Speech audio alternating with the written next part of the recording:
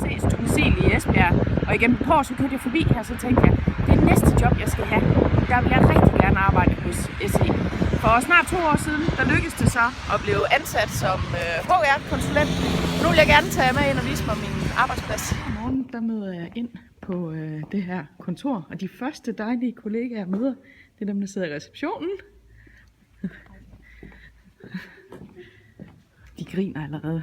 Så er vi indenfor i atrium. Og her er blandt andet vores flotte trappe, den kalder de også for Harry Potter-trappen. Der er højt til loftet her. Det er der også, når man arbejder her. Vi udfordrer hele tiden.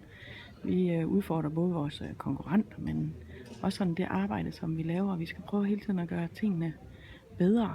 Vi skal ikke gøre tingene ligesom de plejer, eller vi plejer at gøre. Nu tager jeg med et kig op fra vores kantine.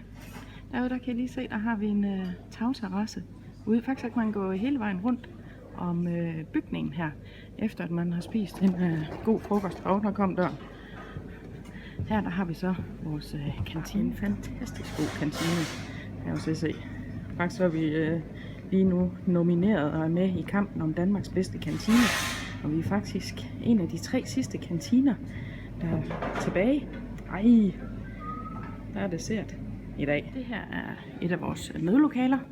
Det her sidder, når jeg har jobsamtaler, eller det kan være interne møder.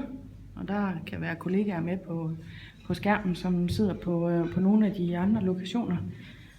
Og herover der har vi vores fundament. Det er vores kultur. Det er vores leveregler. Og de hænger ikke bare til pynt her. Vores leveregler, de skal leve, og vi taler om, og vi handler på den.